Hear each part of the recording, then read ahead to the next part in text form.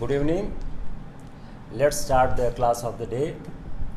आज हम लोग जहाँ से अपनी बात हम लोगों ने समाप्त की थी वहीं से हम बात को आगे बढ़ाने की कोशिश करते हैं।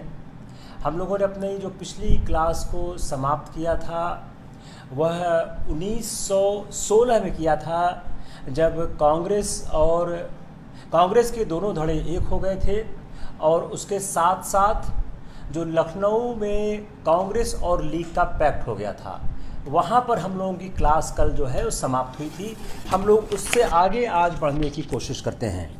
देखिए, अगर हम थोड़ा सा कल की क्लास को रिवाइज करने का प्रयास करें तो शायद एक बेहतर दृष्टिकोण हमको देखने को प्राप्त हो सकता है। तो हम कल की क्लास को थोड़ा सा 2 मिनट समझने की कोशिश करते हैं कि कल की क्लास हम लोगों ने कहाँ तक अपनी चलाई थी। देखिए, अगर कल को देखें तो कल हम लोग जिस एक राष्ट्रवाद में, एक साहित्य में राष्ट्रवाद कैसे विकसित हुआ, हम इन चीजों के साथ साथ एक उस दौर में साहित्य में राष्ट्रवाद विकसित हो रहा था। साहित्य में राष्ट्रवाद, नेशनलिज्म इन द लिटरेचर। अब आपके दिमाग में प्रश्न आना चाहिए कि साहित्य में राष्ट्रवाद का सवाल क्यों उठ रहा है। यह सवाल हमेशा उठता है। आप कभी भी प्रीलिम्स के पेपर को देखें या मेंस को देखें, एक साहित्य में राष्ट्रवाद का मुद्दा हमेशा आता है कि साहित्य में राष्ट्रवाद कैसे आता है। तो भाषा के आधार पर अलग प्रांत, सवाल प्रीलिम्स का है। भाषा के आधार पर अलग प्रांत। On the issue of the language A separate state who first asked, Andhra. बड़ा स्टेट सवाल प्रीलिम्स का हो गया कि भाषा के आधार पर अलग प्रांत की मांग किसने सबसे पहले की थी। बड़ा आसान सा सवाल है, यह हमेशा आता है।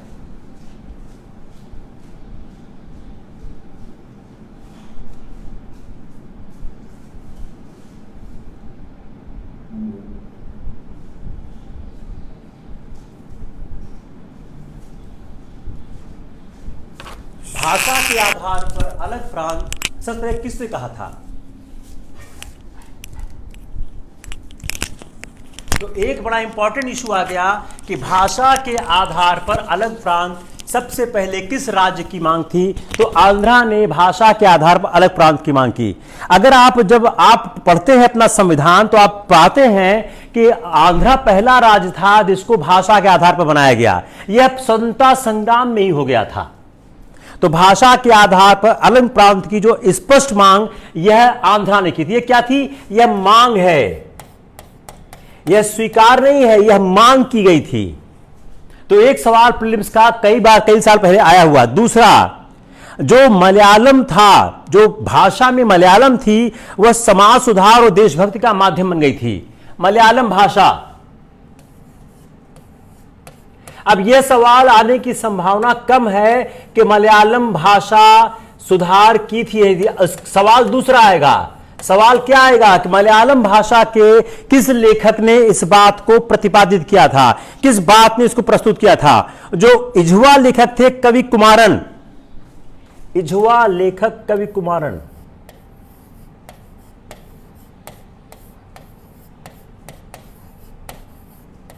इझुआ लेखक कवि कुमारन। क्या खास बात थी इझुआ लेखक कवि कुमारन के साथ? क्या खास बात थी, क्यों हम इनको जानना आवश्यक है कि जो इझुआ लेखक कवि कुमारन थे, उन्होंने 1908 में लिख दिया था। उन्होंने 1908 में मातृभाषा के लिए एक मातृभूमि के एक शब्द का इस्तेमाल किया, वाक्य का इस्तेमाल किया था, ओ मां दास्ता तो तेरी नियति है। अब सवाल क्या है, किसने कहा था ओ मां दास्ता तो तेरी नियति है?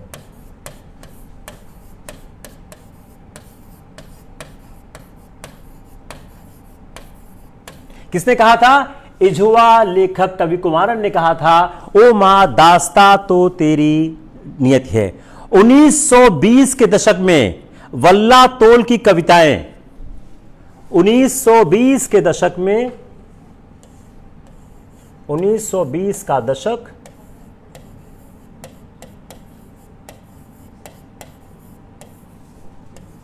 वल्लातोल की कविताएं।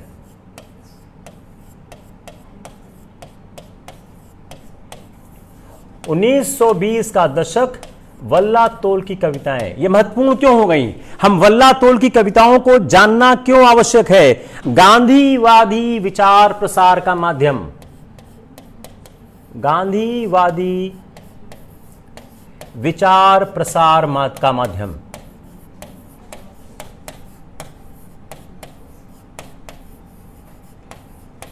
उन्नीस सौ 20 के दशक में वल्लातोल की कविताएं महत्वपूर्ण हैं क्योंकि यह गांधीवादी विचार प्रसार का माध्यम। कहां पे थी? केरल में थी।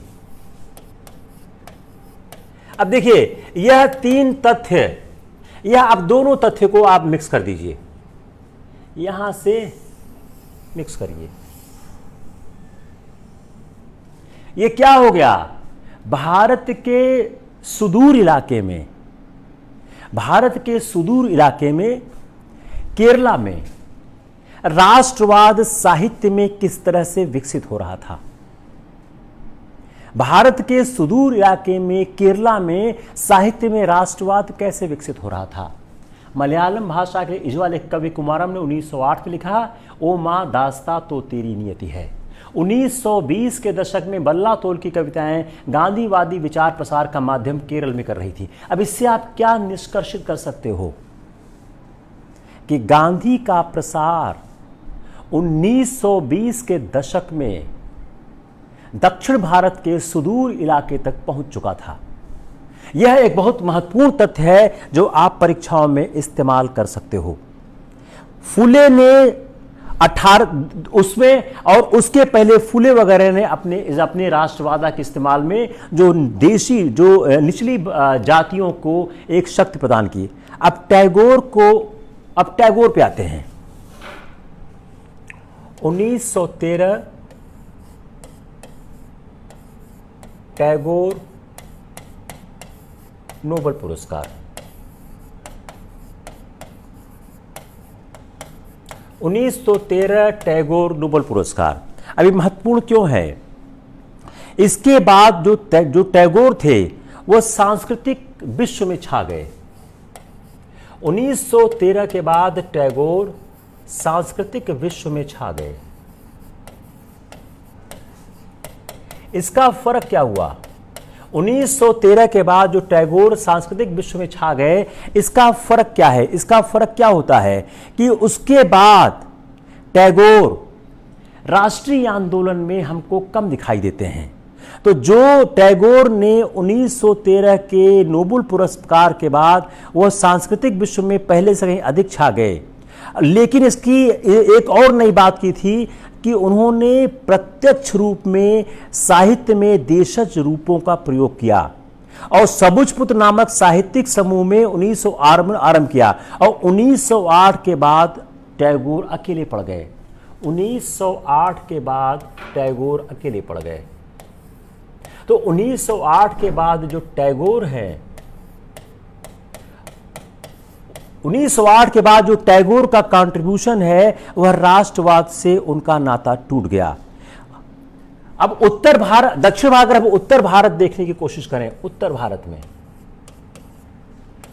अगर हम उत्तर भारत में देखने की कोशिश करें कि उत्तर भारत में उस समय किस तरह से साहित्य में राष्ट्रवाद आ रहा था। उस समय उर्दू एक भाषा के रूप में उत्तर भारत में विख्यात थी। उर्दू एक भाषा के रूप में उत्तर भारत में विख्यात थी और अधिकतम उसी में लिखा जा रहा था। मोहम्मद इकबाल लिखा करते थे और प्रेमचंद ने अपना ज्यादातर लेखन किसमें किया? उर्दू में किया। प्रेमचंद उर्दू में लिखा करते थे। एक सवाल क्या हो गया? प्रेमचंद की आरंभिक भाषा क्या थी? उर्दू थी। लेकिन 1915 के बाद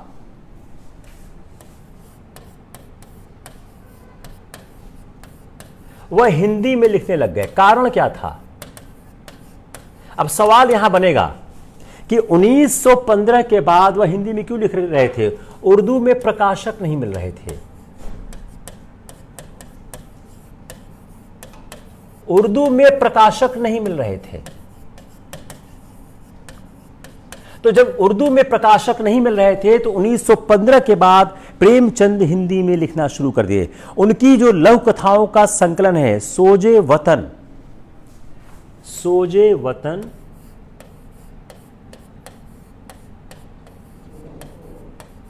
1908, प्रेमचंद लघु कथा संकलन,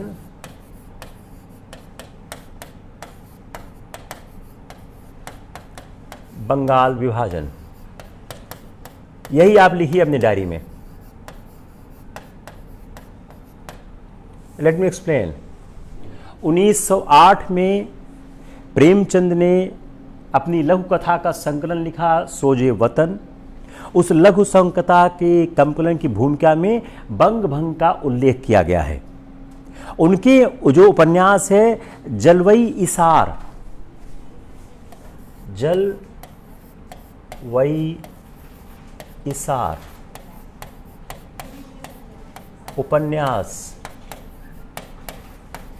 1912, विवेकानंद। उनका जो उपन्यास है जलवई इसार 1912 में है। उसका जो नायक है विवेकानंद के आदर्श पर लिखा गया है। अब आइए सवाल, प्रश्न।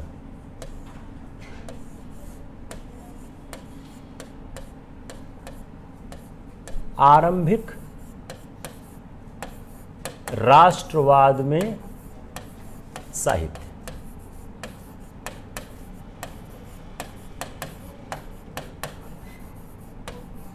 यह 150 शब्द का सवाल आएगा, उसका उत्तर आपको दे दिया। क्लियर हुआ? इतनी बड़ी यात्रा क्यों की गई? यह यात्रा क्यों की गई? आरंभिक राष्ट्रवाद में साहित्य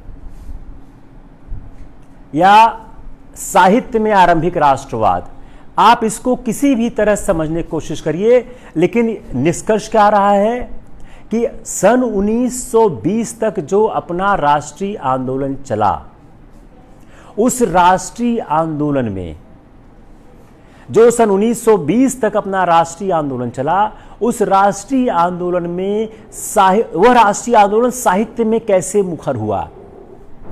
अगर आप अपने सिविल सर्विसेज के मेंस का, देखिए प्रीलिम्स के सारे सवाल हो गए, प्रीलिम्स का कोई सवाल नहीं रह गया है, वो मैंने लिख दिया है। अब मैं इसी को मेंस में एम्प्लीफाई कर रहा हूं कि अगर आपका मेंस का जो सवाल बनता है, जो सवाल हल नहीं होता है आराम से, तो सवाल क्या बना कि कैसे राष्ट्रवाद साहित्य में दिख रहा था। हमने सिर्फ 1920 तक का किया। हम जानबूझकर आपको पाठ में पढ़ाने की कोशिश कर रहे हैं। उसका रीजन क्या है कि यूपीएससी का जो ट्रेंड है वह पाठ में सवाल पूछता है। जो पूछा गया है उसके बियॉन्ड आप आंसर करोगे तो नंबर नहीं मिलेगा। सपोज दैट सवाल पूछा गया कि आरंभिक राष्ट्रवाद साहित्य में, और आपने 1947 तक लिख दिया, तो जो आपने 1920 से 47 तक लिखा है वह आपको 0 मार्क्स देगा, उसका कोई मार्क्स नहीं है। Just try to understand the question also. Let me explain the more the question कि सवाल क्या बनता है, आरंभिक राष्ट्रवाद साहित्य में किस तरह से प्रस्फुटित होता है। How we are able to see the initial nationalism in the literature. Suppose you are writing beyond 1920s. You have written an answer from 1900 to 1947. The initial nationalism is being considered prior to Gandhi. Gandhi's emergence we are taking as from his first non-cooperation movement. Therefore, you have to confine your answer from the 1900 to the 1920, before the non-cooperation movement. Any answer if you are writing beyond non-cooperation movement is not as suitable for this question. Therefore, if any answer having the later stage the nationalism will not be included in the model answer. इसलिए अपनी कोशिश होती है कि आपको हम segment में बताने की कोशिश करें। It's clear not clear? बोलिए। क्लियर हुआ या क्लियर नहीं हुआ? अगर क्लियर नहीं हुआ तो हम फिर कोशिश करते हैं। कम फास्ट, जितना ही फास्ट आप आएंगे उतना अच्छा होगा। सोचिए, आंसर लिखिए, बताइए मेरे को। कोई प्रॉब्लम है, यू राइट इमीडिएटली।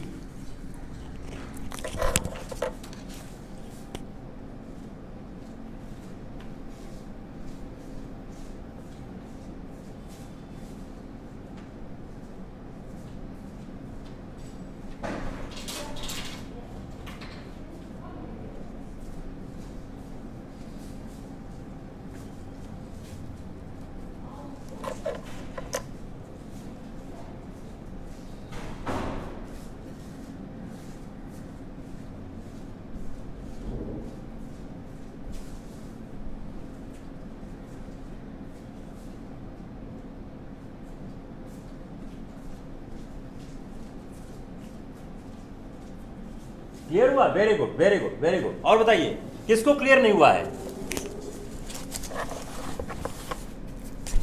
अब हम एक जर्नी करते हैं। देखो, आज हम एक जर्नी करते हैं। पहले गांधी कैसे सत्याग्रह तक पहुंचे।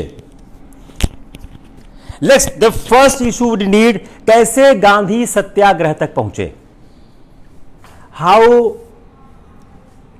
हाउ गांधी रीच्ड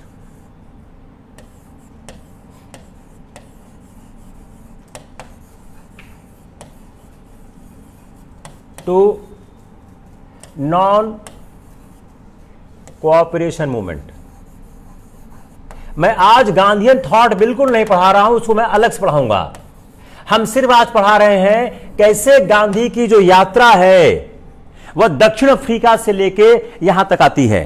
तो अगर गांधी की हम यात्रा को दक्षिण अफ्रीका से लेके यहां तक देखें तो गांधी जी ने 1919 में जो रोलेट एक्ट के खिलाफ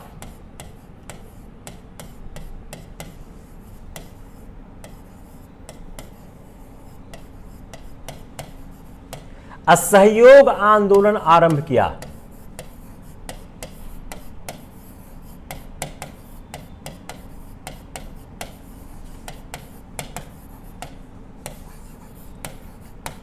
वह यात्रा कैसी थी? How was his journey reaching towards the non cooperation movement. एक सवाल बहुत आया करता था, अब तो शायद नहीं आएगा, आता है कि असहयोग आंदोलन गांधी ने किसके खिलाफ किया था? तो रोलेट एक्ट के खिलाफ गांधी ने असहयोग आंदोलन किया था। अभी भी पीसीएस में, राजस्थान पीसीएस में, एमपी पीसीएस में, बिहार पीसीएस में आता है, लेकिन आईएएस में सवाल के आने की परंपरा खत्म हो चुकी है, किसी सवाल वहां नहीं आएगा। लेकिन जानना जरूरी है, अगर नहीं आता है तो भी आपको सवाल तो जानने ही है, चाहे आवे या ना आवे। अब जो गांधी को हम देखने की कोशिश करें, गांधी 1893 में 24 साल की उम्र, वकील के तौर पर दक्षिण अफ्रीका गए। अब पहला सवाल प्री का यहां बन रहा है कि जो गांधी दक्षिण अफ्रीका गए वह किस सिलसिले में गए थे? गुजराती व्यापारी। अब यहां पे प्री का सवाल बनेगा, गुजराती व्यापारी दादा अब्दुल्ला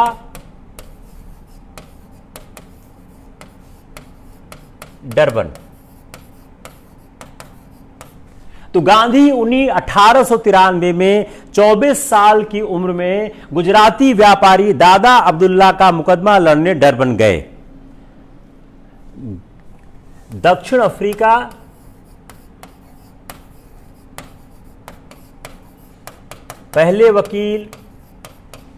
पहले भारतीय वकील गांधी। तो दक्षिण अफ्रीका जाने वाले पहले भारतीय वकील महात्मा गांधी थे। तब वहां महात्मा गांधी उस पर नहीं कहा जाता था।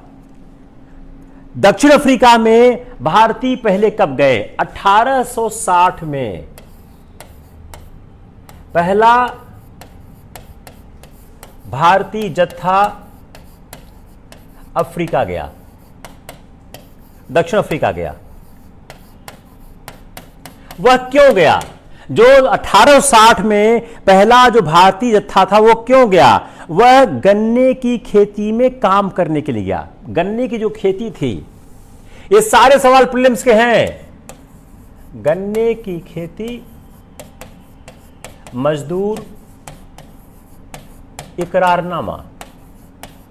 देखिए ऐसे ही लिखिए, आपको याद आएगा, रिवाइज करना आसानी होगी। 1860 में पहला भारतीय जत्था साउथ अफ्रीका जाता है। उसके जाने का पर्पस क्या है? वह दक्षिण अफ्रीका में जो गोरे थे, उनका जो गन्ने का खेत था, उसमें खेती के लिए एक इकरारनामे के तहत यहां पर भारतीय मजदूर गए।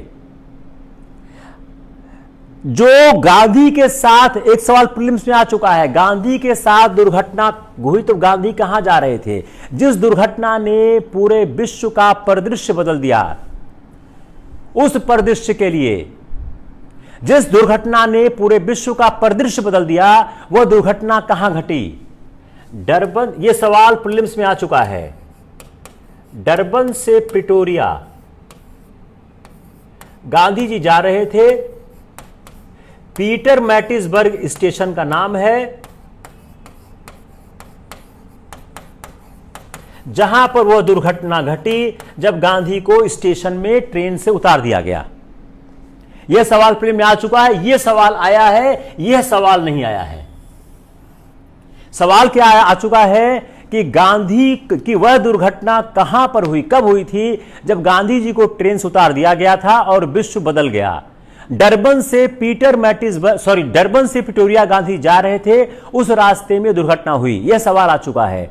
किस स्टेशन पर दुर्घटना हुई, यह सवाल नहीं आया है। तो पीटर मैटिसबर्ग स्टेशन पर यह दुर्घटना हुई, जहां पर गांधी जी को ट्रेन से उतार दिया गया और गांधी जी रात भर उसी स्टेशन पर उसी स्टेशन के प्लेटफॉर्म में बैठे रहे और सुबह उन्होंने निश्चय किया कि मैं अब आंदोलन की शुरुआत करूंगा।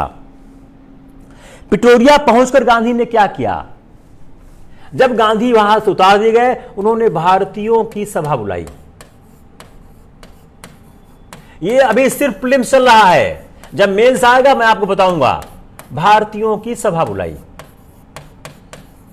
जब गांधी जी प्रिटोरिया पहुंचे, उन्होंने भारतीयों की एक सभा बुलाई और उन्होंने उस सभा में अत्याचार का विरोध करने की अपील की और अंग्रेजी सिखाना आरंभ किया।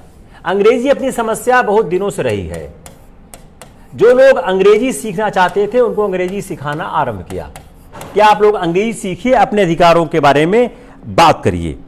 और गांधी जी ने अपना विरोध कैसे किया? नटाल एडवाइजर को चिट्ठी लिखी। नटाल एडवाइजर,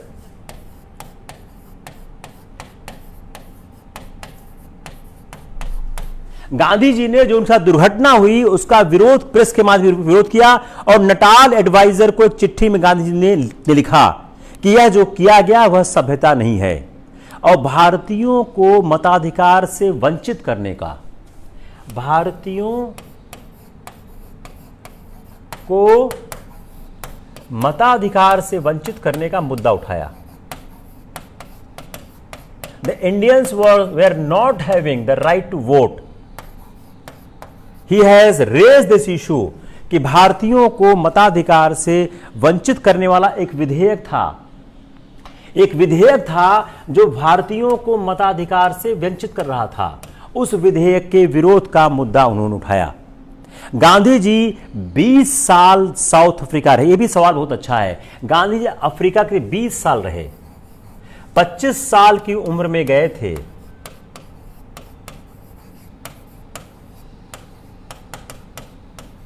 और 45 साल में भारत आए थे। तो गांधी जी 20 साल की उम्र तक 20 साल के समयावधि में वह साउथ अफ्रीका रहे। अगर जो दक्षिण अफ्रीका में गांधी के अनुभवों को देखने की कोशिश करें तो इंग्लैंड से जो गांधी जी ने अपनी बैरिस्टर की उपाधि प्राप्त की थी, उस उपाधि पाने के कारण गांधी जी के पास कई चीजें बतौर हक मांगी। वो मांगते क्या थे? प्रथम फर्स्ट क्लास में जर्नी,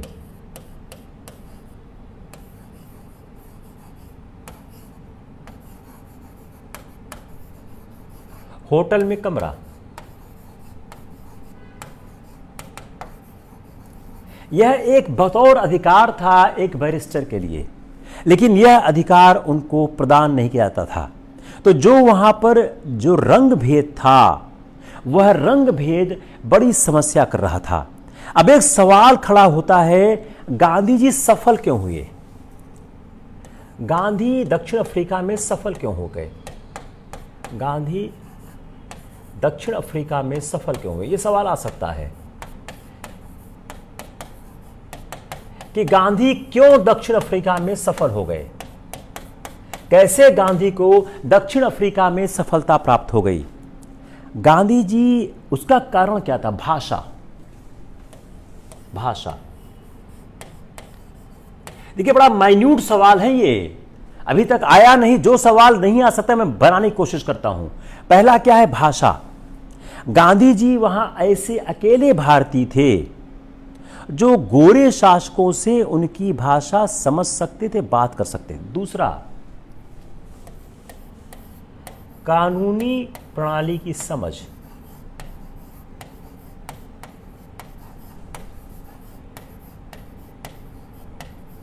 जो लॉ था, जो लेजिस्लेशंस थे, रेगुलेशंस थे, उसकी समझ गांधी जी को थी। गांधी जी को इस बात की समझ थी कि कानूनी प्रणाली क्या है, कैसे काम करती थी। तीसरा,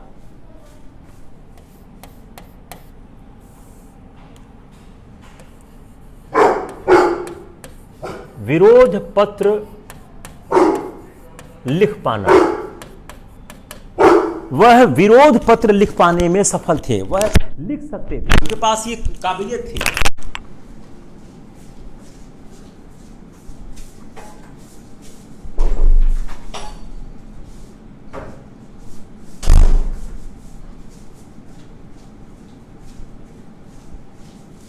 वह विरोध में पत्र लिख सकते थे, उनके पास राइटिंग एबिलिटी थी, वह विरोध पत्र लिख सकते थे, संगठन बनाना जानते थे।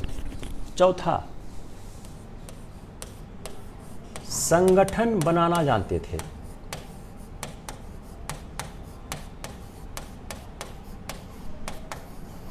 उनको संगठन बनाना आता था। He was able to make organisation. और जो भारतीय उनको प्रतिनिधित्व करते थे, उनको लोगों ने नेता मान लिया, भारतीयों ने नेता मान लिया।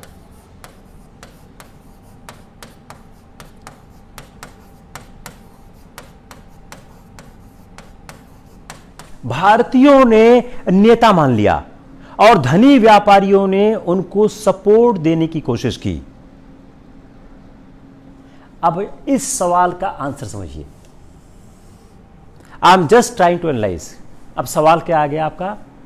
गांधी दक्षिण अफ्रीका में सफल हो गए, क्यों?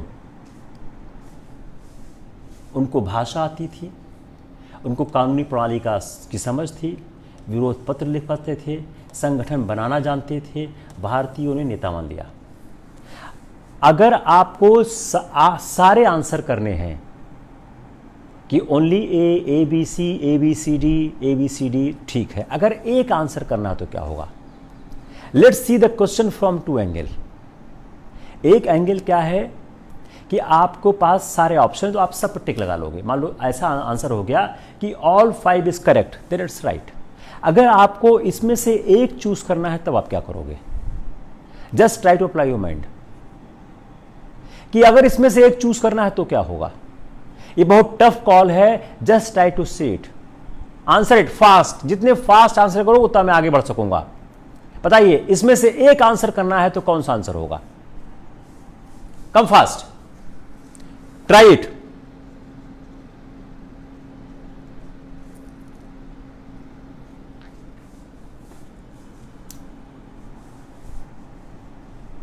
भाषा, चलिए। और ऋचा झा का क्या है? संगठन। मंजीत का क्या है? मंजीत का क्या है बताइए? भाषा हो गया, संगठन हो गया। थोड़ा दिमाग लगाइए तो आएगा क्या मजा? ऐसे नहीं आएगा कि बिल्कुल आपने वाइल्ड से। थोड़ा दिमाग लगाओ ना इसमें से, थोड़ा दिमाग लगाओ। अगर आप दिमाग लगाओगे तो आंसर आ जाएगा। जो मैं आंसर दूंगा वो सही है ये भी कोई गारंटी नहीं हो सकती, लेकिन एक कोशिश हो सकती है। और कोई नहीं हो पा रहा है?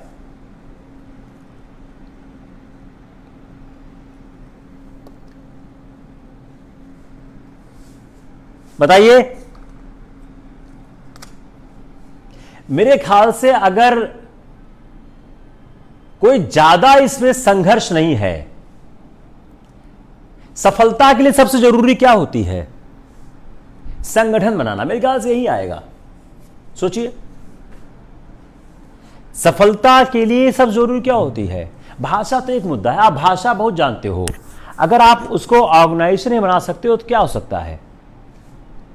मेरे ख्याल से संगठन बनाना आएगा। सोचिएगा इसको और सोचिएगा, हम आगे चलते हैं।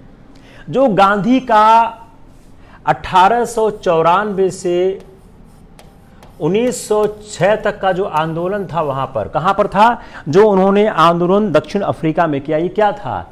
यह नरमपंथी आंदोलन था। इसको हम नरमपंथी आंदोलन ही कह सकते हैं कि यह एक नरमपंथी आंदोलन था जो गांधी ने वहां पर करने की कोशिश की, क्योंकि वह ज्ञापन और याचना में थे। उन्होंने दो चीज थी, नटाल कांग्रेस बनाई, इंडियन ओपिनियन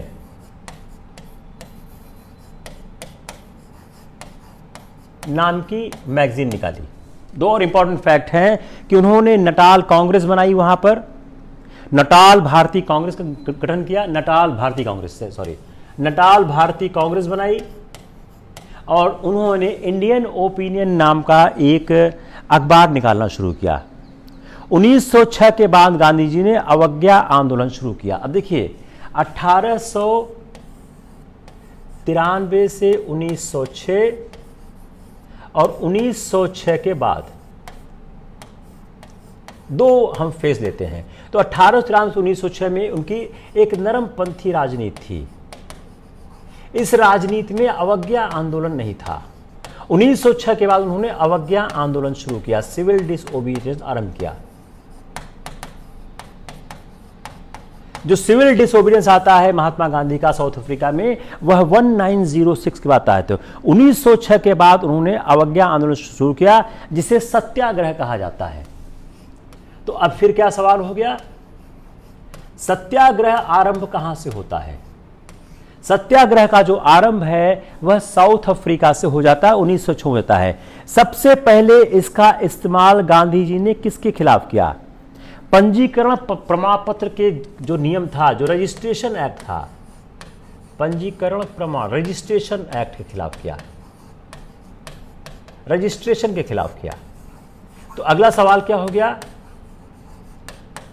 गांधी ने अपना पहला सत्याग्रह किसके खिलाफ किया? अगर चंपारण और रजिस्ट्रेशन एक्ट दोनों आता है तो आंसर रजिस्ट्रेशन एक्ट होगा, चंपारण नहीं होगा।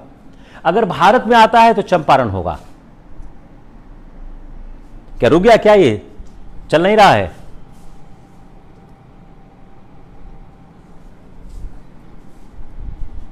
Got it? तो 1906 में जो तो उन्होंने रजिस्ट्रेशन एक्ट के खिलाफ किया, वो क्या था? इसमें हर भारतीय को अपना पंजीकरण कराना जरूरी होता था। इस पर उसके अंगूठे का निशान लगा होता था, उसे अपने पास उसको रखना होता था। और सितंबर 1906, अब फिर आएगा कि यह कहां किया? 11 सितंबर 1906। यह इंपॉर्टेंट क्यों है 11 सितंबर 1906? उन्होंने एम्पायर थिएटर में, जोहान्सबर्ग के empire theatre, Johannesburg empire theatre, ये सारे फैक्ट इंपॉर्टेंट हैं, प्रीलिम्स में सब आ सकते हैं। सभा की जोहान्सबर्ग एम्पायर थिएटर में उन्होंने एक सभा की और वहां पर उन्होंने अपनी बात कही और उन्होंने इस कानून को न मानने का निर्णय लिया। कानून को न मानने का निर्णय लिया।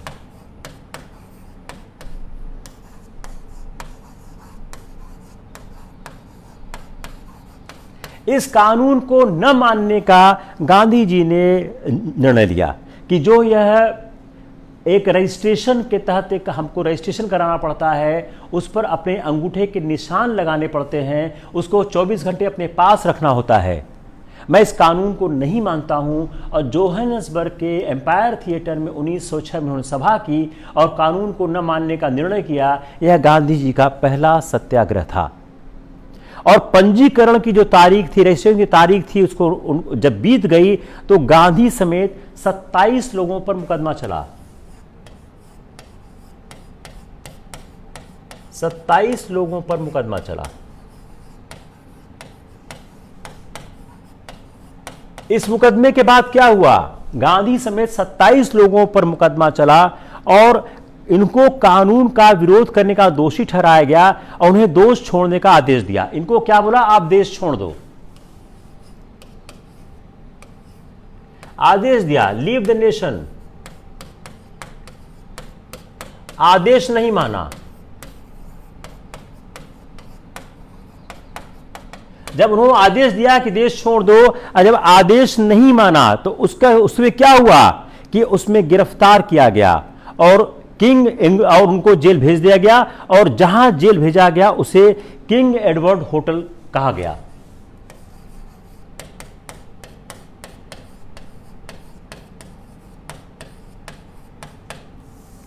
उसको उन्होंने किंग एडवर्ड होटल की नाम दी थी।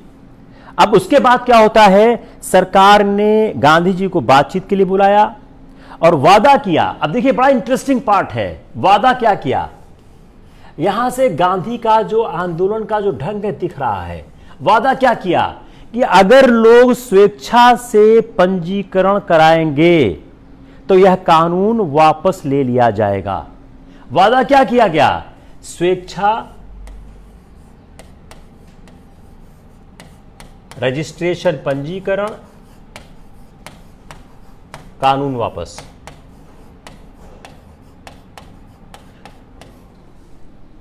वादा क्या किया गया कि अगर लोग स्वेच्छा से पंजीकरण करेंगे तो कानून वापस आ जाएगा।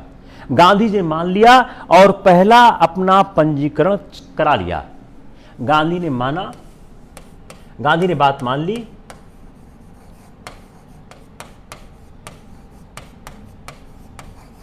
अपना रजिस्ट्रेशन करा लिया।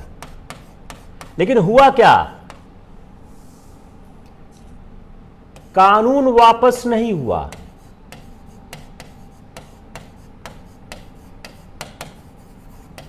लेकिन कानून वापस नहीं हुआ। गांधी ने जब वार्ता हुई, सरकार ने कहा अगर स्वेच्छा से आप लोग पंजीकरण कराओगे हम कानून वापस ले लेंगे। गांधी ने बात मान ली, अपना रजिस्ट्रेशन कराया, लेकिन कानून वापस नहीं लिया गया। अब सरकार ने अधिकारियों को आदेश क्या दिया कि स्वेच्छा से पंजीकरण के कानून के जो स्वेच्छा से पंजीकरण है उसको कानून के तहत स्वीकार किया जाए। इससे भारतीयों को लगा उनका बहुत अपमान किया जा रहा है और पंजीकरण का जो कानून था, जो प्रमाण था, प्रमाण पत्र की सार्वजनिक होली जलाई गई।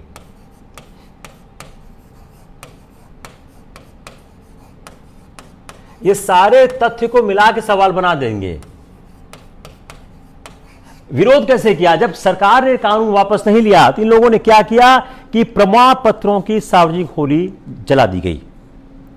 अब उसी समय एक और कानून बनाया गया जिसमें मतलब क्या था? प्रवासी भारतीयों को प्रवेश से रोकना। जो इमिग्रेशन था, जो इमिग्रेशन लॉ था, जो प्रवासी भारतीय थे,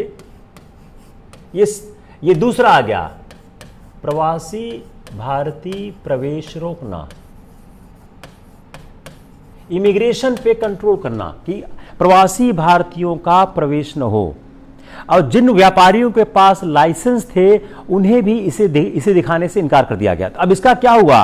अब इस कानून का विरोध करने के लिए जो कई भारतीय थे वो नटाल से ट्रांसवाल चले गए और उनको गिरफ्तार कर लिया गया। और ट्रांसवाल के तमाम भारतीयों ने इन आंदोलनकारियों का साथ दिया और कुछ लोग बिना लाइसेंस के अपने खुमचे लगाने शुरू कर दिए। और जिन व्यापारियों के पास लाइसेंस था भी उन्होंने भी दिखाने से इनकार कर दिया। इन लोगों को भी जेल भेज दिया गया और गांधी जी भी 1908 में जेल चले गए। यह दो महत्वपूर्ण आंदोलन हुए और 1906 के बाद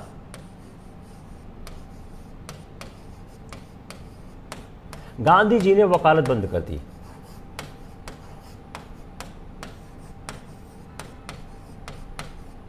तो एक सवाल क्या हो गया, 1893 से 1906 तक गांधी जी ने वकालत की। तो गांधी जी का एक वकील के रूप में 13 साल का कार्यकाल रहा।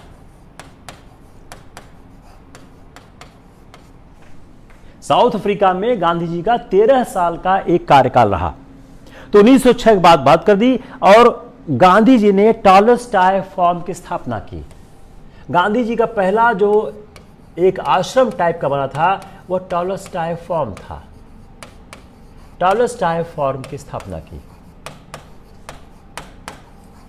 उन्होंने। टॉलस्टॉय फॉर्म की स्थापना की और उनके एक जनरल शिल्पदास दोस्त थे कालिन बाश, एक जर्मन दोस्त थे उनके कालिन बाश। मैं इसलिए सब लिख रहा हूं कि पता नहीं कौन सा वो 4 फैक्ट में एक फैक्ट डाल दें और आपका सवाल गलत करा दें। कालिन बाश की सहायता से सत्याग्रहियों के जो पुनर्वास की समस्या थी उसको सुलझाया, उनके लिए भोजन का इस्तेमाल किया और भारत से भी काफी पैसा भेजा गया। रतन टाटा ने 25,000 भेजा। बड़ा अच्छा सवाल है, किस भारतीय ने पैसा भेजा था? रतन टाटा ने 25,000 भेजा। जब गांधी जी ये फॉर्म स्थापित कर रहे थे, अपने जर्मन दोस्त कालिन बाश ने सहायता की, तो रतन टाटा ने 25,000 भेजा। मुस्लिम लीग और निजाम हैदराबाद, इन्होंने मदद की। अब सवाल बनाइए आप, मुस्लिम लीग, निजाम हैदराबाद, इन्होंने भी मदद की थी।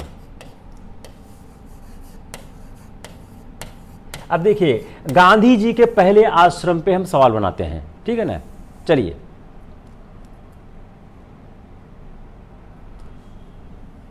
ये इतने फैक्ट्स को लीजिए। चलिए,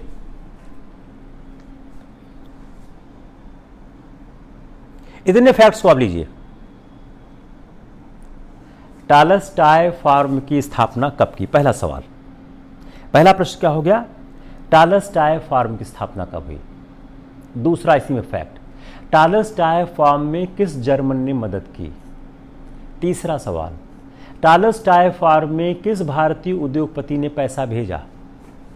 चौथा फैक्ट, टॉलस्टॉय फॉर्म में किस भारतीय राजनीतिक दल ने मदद किया? अगला सवाल, टॉलस्टॉय फॉर्म में रतन टाटा के अलावा किस मदद की? तो अब अगर आप चारों को देखिए फैक्ट, अब टॉलस्टॉय फॉर्म पे सवाल बन रहा है। पहला फैक्ट है कालिन बाश, दूसरा फैक्ट है रतन टाटा, तीसरा है मुस्लिम लीग, चौथा है निजाम ऑफ हैदराबाद।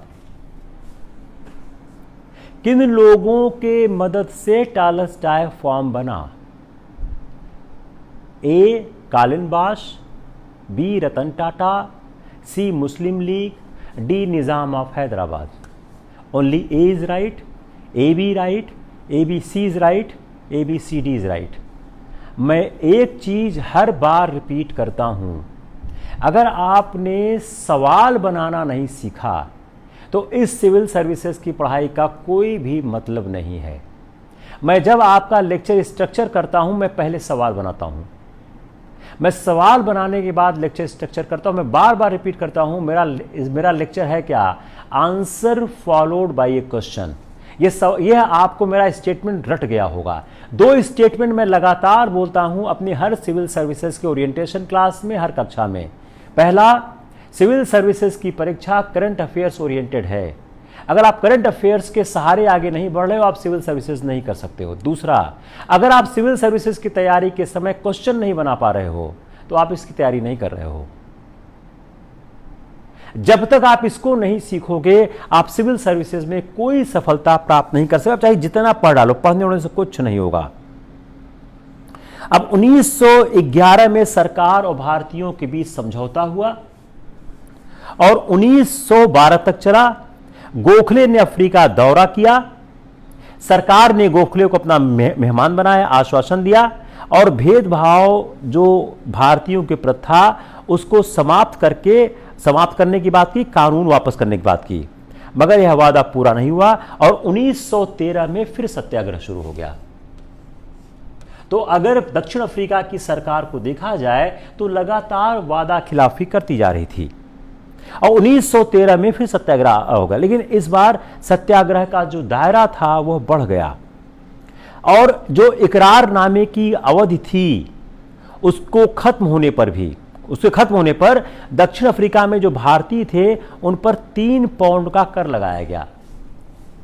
इकरारनामे की अवधि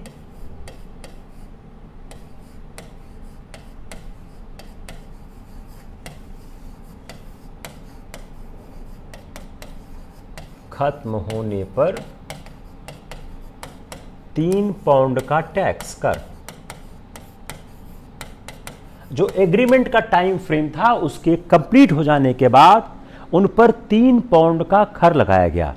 अब यह कर क्या था? ज्यादातर भारतीय मजदूर थे, बेचारे गरीब थे, उनके लिए एक महीने में 10 शिलिंग भी वो कमा नहीं पाते थे। उनके लिए 3 पाउंड का कर बहुत ज्यादा था और यह बहुत मुश्किल था यह उनके लिए इतना पैसा देना। अब इसके खिलाफ सत्याग्रह फिर आरंभ हो गया और यह सत्याग्रह जो इसके खिलाफ चला वह एक जन आंदोलन का रूप लेने लग गया। और उसी समय सुप्रीम कोर्ट का एक आदेश आया कि जिसने सारे मामलों को और आगे बढ़ा दिया। वो क्या कहा गया कि जो शादियां, जो विवाह ईसाई पद्धति से नहीं हुए हैं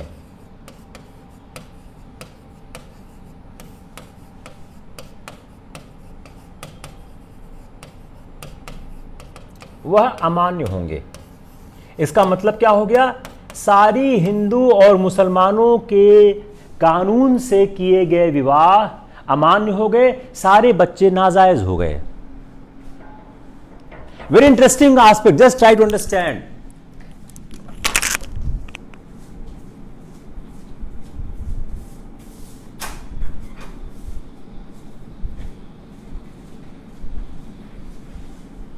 झगड़ा किस बात पे हो गया कि जो सुप्रीम कोर्ट का एक आदेश आया कि जो भी विवाह ईसाई कानून की पद्धतियों से नहीं किए गए हैं वह अमान्य हो जाएंगे। उसके अमान्य होने से क्या हो जाएगा? उसके अमान्य होने से फर्क यह आएगा कि सारे के सारी जो हिंदू मुसलमान पद्धति के विवाह हैं वह अवैध हो गए और उससे क्या हो गया? सारे के सारे बच्चे जो हैं वह नाजायज हो गए। अब इसका विरोध किया गया। कस्तूरबा गांधी के साथ साथ कई 16 लोगों ने अवहेलना की। नटाल से लोग ट्रांसफर्ड गए और इस आंदोलन के बाद सरकार में और गांधी जी के बीच संघर्ष अंतिम दौर पर पहुंच गया और गांधी जी ने एक मार्च किया 2000 लोगों के साथ जो ट्रांसवाल की ओर चला और वह मार्च लगातार आगे चलता गया जब तक उनको पकड़ के बैठा नहीं गया। अब सरकार इससे परेशान हो गई। सबसे महत्वपूर्ण बात क्या थी? लॉर्ड हार्डिंग ने भी इसकी निंदा की। बहुत महत्वपूर्ण है ये। लॉर्ड हार्डिंग ने भी, अब सवाल क्या बन गया? किस वायसराय ने निंदा की थी? लॉर्ड हार्डिंग ने भी निंदा की।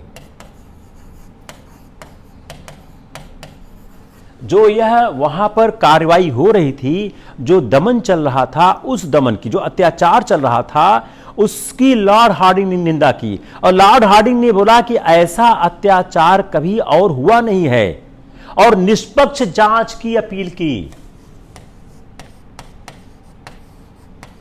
निष्पक्ष जांच की अपील की। उन्होंने निष्पक्ष जांच की अपील की कि जो वहां पर अत्याचार हो रहे हैं उसकी निष्पक्ष जांच की जाए।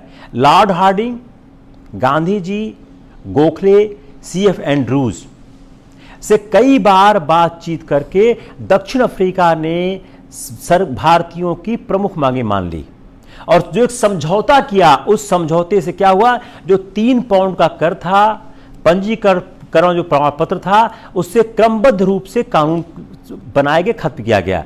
भारतीय जो रिवाज से विवाह करने की छूट दे दी गई और भारतीय अप्रवासियों की जो कठिनाइयां थीं उस पर सहानुभूतिपूर्ण विचार का आश्वासन दिया। देखिए अब क्या है, अब जब आप अचीवमेंट्स लिख रहे हो, इस अचीवमेंट्स को बड़ी आप सावधानी से पढ़ने की कोशिश करो। पहली बात क्या है, पहला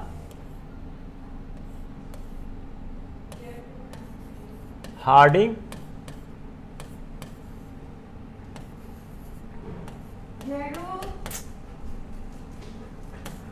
एंड्रूज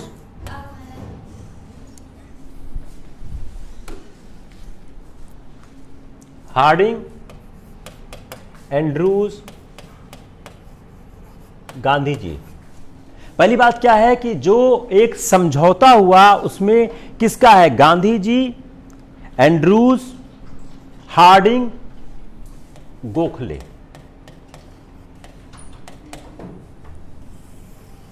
इन लोगों ने बातचीत करके मामला समझाया।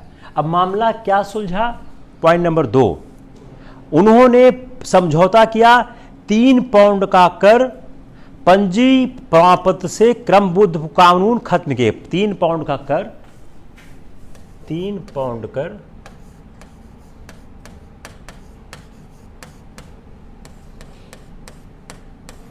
पंजीकरण कानून,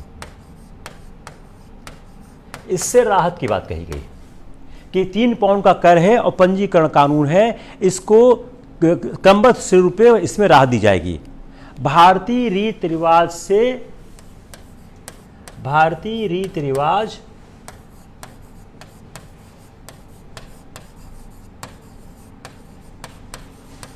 विवाह मान्य, भारतीय रीति रिवाज विवाह मान्य। जो भारतीय रीति रिवाज से जो विवाह किए गए उसको मान्यता प्रदान कर दी गई और भारतीय अप्रवासियों के मुद्दों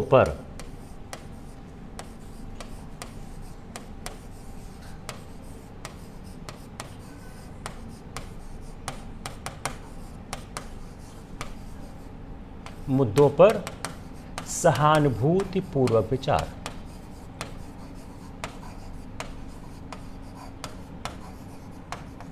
भारतीय अप्रवासियों का जो मुद्दा है उस पर सहानुभूतिपूर्ण विचार की गई और शांतिपूर्ण अवज्ञा से जो मानने की बात थी वह आंदोलन पूरी तरह से सफल हो गया। अब देखिए, अब इसको याद करना क्यों जरूरी है। अब आइए सवाल पे, सवाल नंबर 1, दक्षिण अफ्रीका में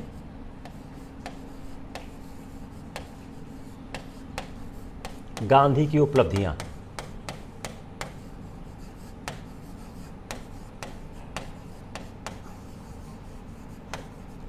सवाल नंबर 2, असहयोग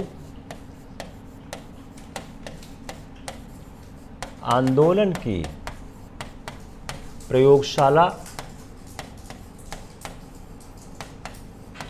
दक्षिण अफ्रीका। सवाल नंबर 3, गांधी का दक्षिण अफ्रीका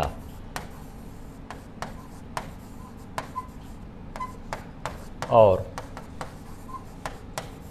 भारत का प्रयोग एक निरंतरता रखता है।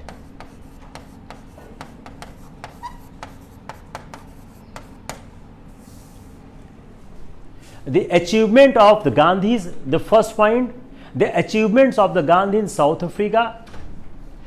The South Africa is a laboratory of the Gandhi's thought of the Asahयोग आंदोलन. There is a continuity of the Gandhi from the South Africa to the India. अब इसको जैसे भी सवाल बनाया जाएगा आपको आंसर में यह 3 चीज लेके आनी पड़ेंगी।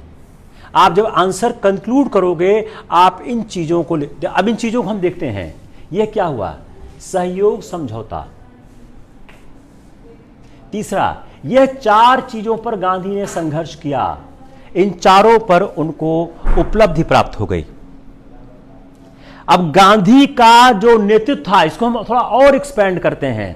प्रीलिम्स हो गया, जरा मेंस के लिए इसको और एक्सपेंड करते हैं, हल्का सा थोड़ा और एक्सपेंड करते हैं, आपको आंसर मिल जाएगा कि जो गांधी का साउथ अफ्रीका था, उसमें गांधी का जो साउथ अफ्रीका का जो एक प्रवास था, the tenure of the Gandhi's in south Africa, उसने गांधी को लोगों के जुझारूपन को समझने की एक पृष्ठभूमि प्रदान की, एक दौर दिया, और उन्होंने यह समझा कि कैसे जनता को एक उदात्त उद्देश्य के लिए तैयार किया जा सकता है। आंदोलन का नेतृत्व करते समय समर्थक और विरोधी दोनों को समझना पड़ता है, विरोधी के आक्रोश भी समझना पड़ता है, और कई बार कड़े निर्णयों का पालन करना पड़ता है। तो एक विशिष्ट राजनीतिक शैली का उनको वहां पर विशिष्ट राजनीतिक शैली, एक specific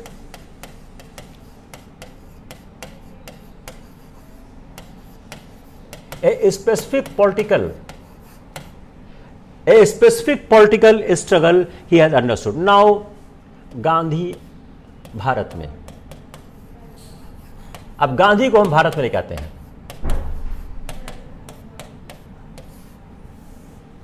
hope you have got. अगर यहां तक समझ गए हैं तो हम अगला शुरू करते हैं गांधी भारत में। कोई कंफ्यूजन है तो I will like to clarify it. अगर कोई आपको समस्या है, हम निश्चित रूप से दूर करने की कोशिश करते हैं। नहीं तो गांधी भारत में प्रवेश कर रहे हैं। Now we are starting another aspect of the Gandhian thought, कि गांधी कैसे भारत में अपने आंदोलन लेके आते। जब तक हम गांधी का साउथ अफ्रीका व्याख्यायित नहीं करेंगे, अगर गांधी पर कोई ऐसा सवाल आता है जो गांधी के थॉट प्रोसेस के इंसेप्शन की बात करता है, बगैर गांधी का साउथ अफ्रीका समझे हम आंसर नहीं कर पाएंगे। और अगर कोई सवाल गांधी के सिर्फ साउथ अफ्रीका पे आता है और आपने चाहे जो कुछ भी लिख दिया है वो गांधी के इंडिया के अचीवमेंट पे, उससे कोई फायदा नहीं होगा। अगर गांधी के आरंभिक प्रयोगों पर सवाल आ गया, उसमें साउथ अफ्रीका के नाम का जिक्र नहीं होता है, तब भी आप चाहे जितना गांधी का चंपारण खेड़ा पेड़ा लिखिए, कुछ नंबर नहीं मिलने वाला है। मेरा एक जॉब आपको यह भी है कि आपको हम समझाने की कोशिश करें कि कैसे सिविल सेवा के सवाल बनते हैं और कैसे सवालों के आंसर देने की प्रक्रिया को समझा जाना चाहिए। अब गांधी भारत में आते हैं जनवरी 1915 में।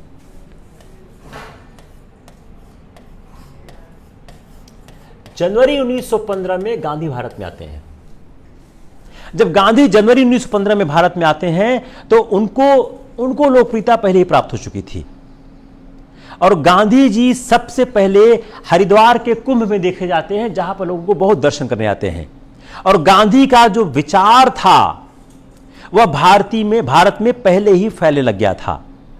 और जिस समय भारत में गांधी आते हैं उस समय होम रूल लीग आंदोलन चल रहा था।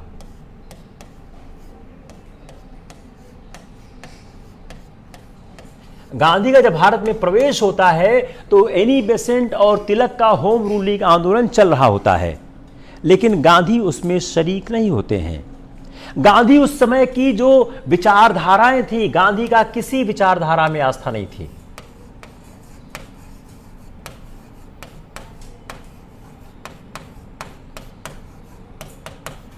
भारत में चल रहे आंदोलनों में गांधी की किसी भी आंदोलन की विचारधारा में आस्था नहीं थी। तो आपके दिमाग में सवाल उठना चाहिए कि आखिर विचारधारा थी क्या जिसमें गांधी की आस्था नहीं थी। अब नरमपंथी आंदोलन की आस्था क्या थी? नरमपंथी भिखमंगी राजनीति करते थे।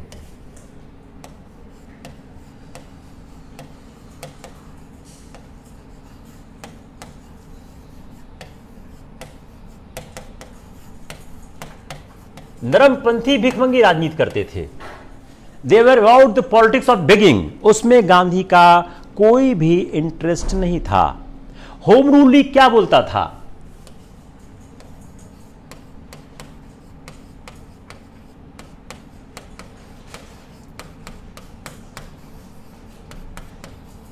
ब्रिटिश पर आपत्ति एक अवसर है।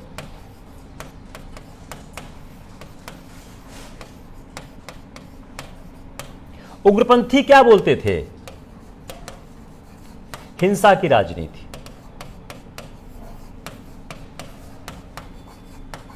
गांधी का इन तीनों राजनीति में कोई रुचि नहीं थी। इन तीनों राजनीतिक घटनाओं में, कार्रवाइयों में गांधी की कोई रुचि नहीं थी। एक सवाल प्रीलिम्स का हो गया, एक सवाल प्रीलिम्स का हो गया। एक सवाल प्रीलिम्स का हो गया। क्या सवाल है?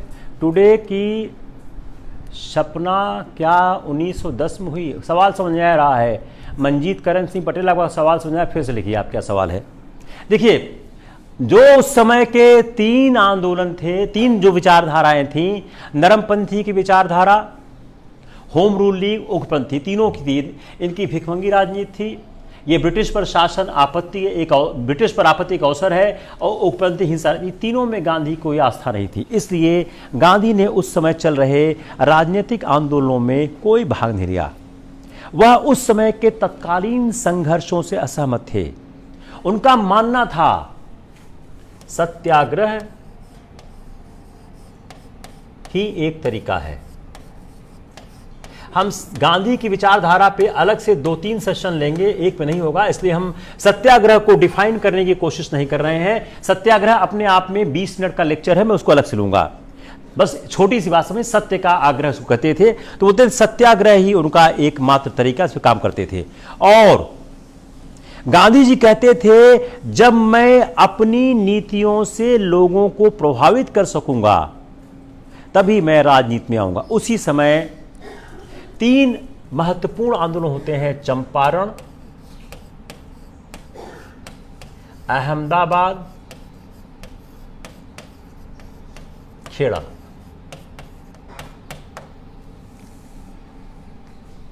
चंपारण, अहमदाबाद, खेड़ा 3 आंदोलन होता है। 1917 और 18 के आरंभ में गांधी जी ने ये 3 संघर्ष किए, चंपारण और खेड़ा। ये 2 किसान आंदोलन हैं।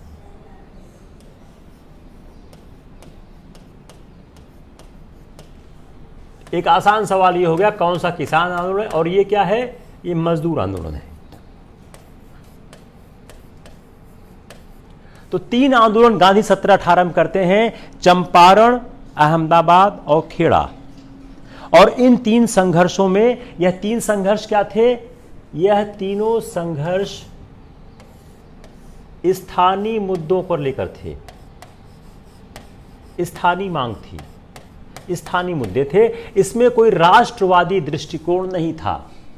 तो जो 3 इनके आंदोलन थे, 2 किसान थे, 1 मजदूर थे, और यह स्थानीय मांगों को लेकर थे। चंपारण का जो मामला था, let's see the Champaran. Champaran का मामला था क्या? यह एक पुराना मामला था। पुराना मामला क्या था कि जो चंपारण था, वहां पर जो 19वीं शताब्दी का आरंभ था, वहां पर गोरे बागान मालिक आ गए थे, और वह किसानों से एक एग्रीमेंट करा लेते थे। और उसके तहत क्या था? वह जमीन के 3/3, जो 3 कठिया बोलते हैं, 3/20। यह भी एक सवाल आ चुका है कि 3 कठिया क्या है।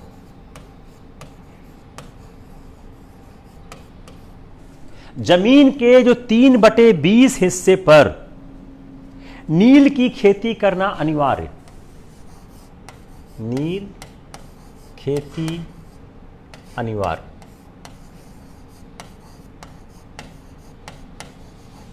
जमीन के 3/20 हिस्से पर नील की खेती करना अनिवार्य है, यह एग्रीमेंट कर लिया करते थे। अब जब 19वीं शताब्दी के समाप्त होते होते जर्मनी में रासायनिक रंग आ गए। जर्मनी में क्या हो गया? रासायनिक अंग आ गए, केमिकल कलर्स आ गए। जब 19वीं शताब्दी के समाप्त होते होते जर्मनी में जब रासायनिक कलर आ गए, रंग आ गए, तब इन किसानों को यह नील की खेती करना जरूरी नहीं रह गया। और यूरोपीय, जो यह चंपारण के यूरोपीय बागान मालिक थे, वह नील की खेती बंद करने को मजबूर हो गए।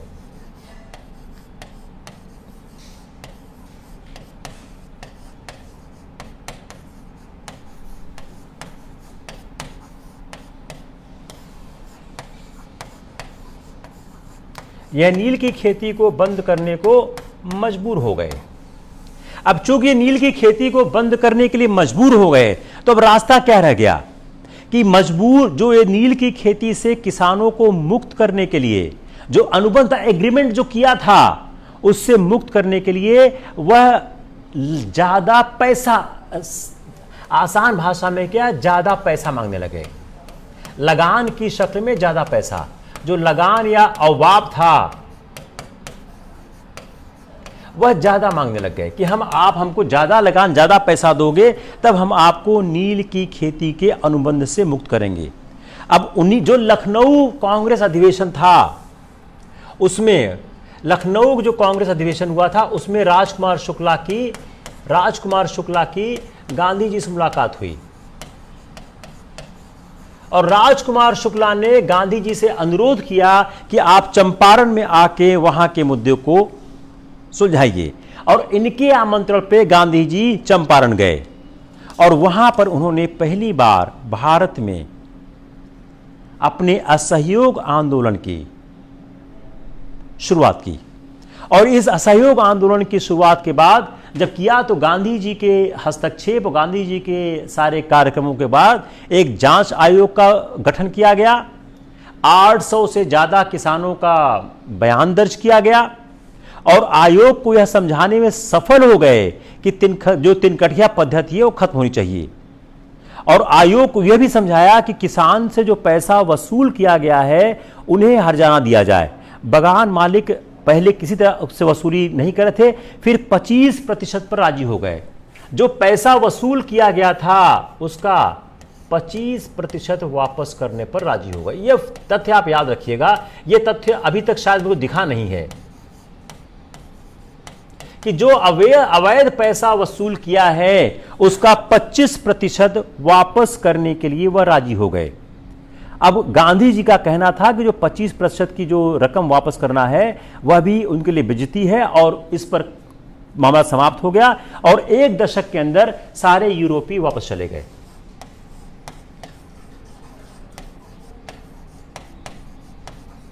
क्लियर हो गया?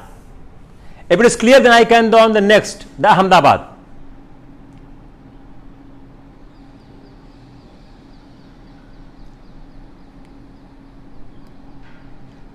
Yes, clear or not clear? आप लोग टाइप किया करो यार, अपनी इतनी कोशिश से पढ़ाते हैं भैया। बिपिन चंद्रा में सब कुछ है, सुमित सरकार में सब कुछ है, भारतीय विद्या भवन सीरीज में सब कुछ है। अगर वहां से आप पढ़ सकते हो तो बहुत अच्छी बात है, पढ़ लो आप। किताब में तो सब लिखा है। मैंने कब कहा है कि यह तथ्य हमने अपने जेब से निकाला है? सब इतिहास की किताबों में तो है ही है। अगर आप अपने आप पढ़ सकते हो बहुत अच्छी बात है, कोई जरूरत नहीं क्लास करने की। जो भी आदमी अपने आप पढ़ सकता है बहुत अच्छी बात है, आप पढ़ लो उसको, क्लास करने की कोई जरूरत नहीं है। क्लास तो उसके लिए है जो समझना चाहता है। किताबों में जो लिखा होता वही आपसे गलत हो जाता है। आपके जो सवाल आते हैं सब किताबों से ही आते हैं ना। तो अगर आपको लगता है किताब में लिखा पढ़ सकते हो बहुत अच्छी बात है। मैंने कभी कहा थोड़ी है कि कोई ऐसा इतिहास का मैं फैक्ट ले आ रहा हूं जो कहीं लिखा नहीं गया है। ये मैं बताता हूं कहां कहां है। ये भारतीय विद्याभवन सीरीज में है। यह इस बात को कहते हैं डॉक्टर ताराचंद ने भी लिखा हुआ है, सुमित सरकार ने भी लिखा हुआ है। चलिए हम अगले पार्ट पे आते हैं। अगला है अहमदाबाद।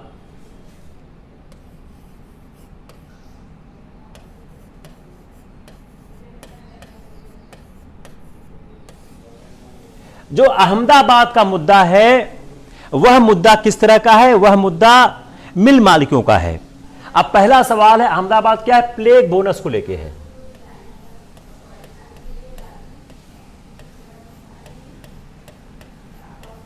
यह अहमदाबाद का मुद्दा है, यह प्लेग बोनस को लेकर है। अब प्लेग बोनस क्या था कि जो प्लेग के समय पर मजदूरों को बोनस दिया गया। जब प्लेग का प्रकोप खत्म हो गया, जब प्लेग समाप्त हो गया, तो मिल मालिक चाहते थे कि इस बोनस को समाप्त किया, तो प्लेग बोनस समाप्त। अब पहला सवाल क्या हो गया कि जो अहमदाबाद का मुद्दा है वह किसका है? वह प्लेग बोनस समाप्त करने का मुद्दा है कि मिल मालिक प्लेग बोनस समाप्त करना चाहते थे। क्यों करना चाहते थे? कि उन्होंने बोनस प्लेग के समय दिया हुआ था, लेकिन जब प्लेग खत्म हो गया तो इस बोनस को समाप्त कर दिया जाना चाहिए। अब मजदूर बरकरार क्यों करना चाहते थे? उनको यह कहना था जो उनको एक बोनस मिला है, जो प्रथम विश्व युद्ध की महंगाई आई है,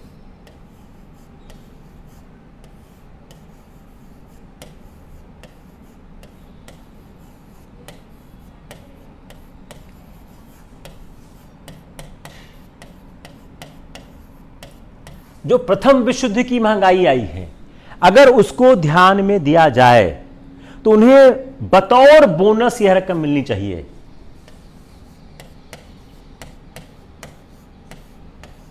बतौर बोनस यह रकम मिलनी चाहिए।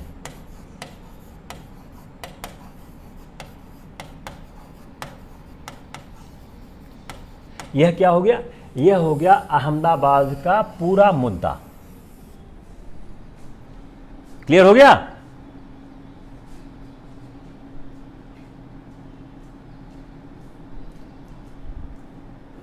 हो गया क्लियर? अहमदाबाद का मुद्दा क्या है? अब पहला सवाल प्रेम का हो गया, अहमदाबाद का मुद्दा क्या है? प्लेग बोनस, प्लेग जब था तो प्लेग के समय बोनस दिया गया, जब प्लेग समाप्त हो गया तो इस बोनस को वापस करने की बात कही गई। मजदूरों को क्या कहना था कि प्रथम विश्व युद्ध की जो महंगाई है वह महंगाई इतनी ज्यादा हो चुकी है कि बतौर बोनस यह रकम मुझे प्राप्त होनी चाहिए।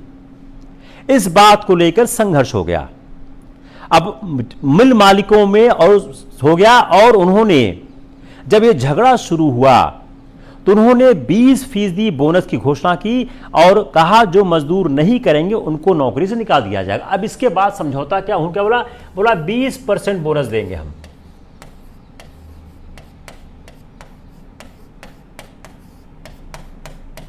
जो नहीं मानेगा नौकरी से निकाल देंगे।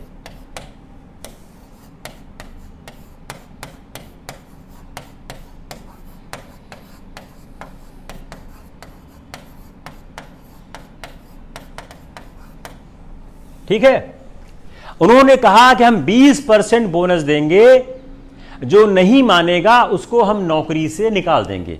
यह उन्होंने यह बात कही थी। अब उसके बाद क्या हो गया कि जब यह मालिकों ने अपना यह अल्टीमेटम दिया, इससे गांधी जी बहुत क्षुब्ध हो गए और उन्होंने मजदूरों को हड़ताल करने के लिए कहा।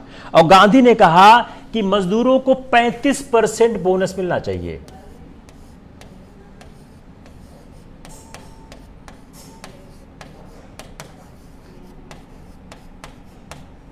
अब इसको आप याद कैसे करोगे? देखो, प्लेग बोनस,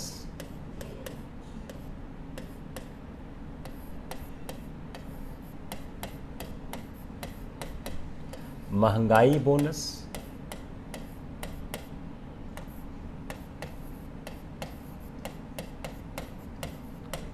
20% बोनस,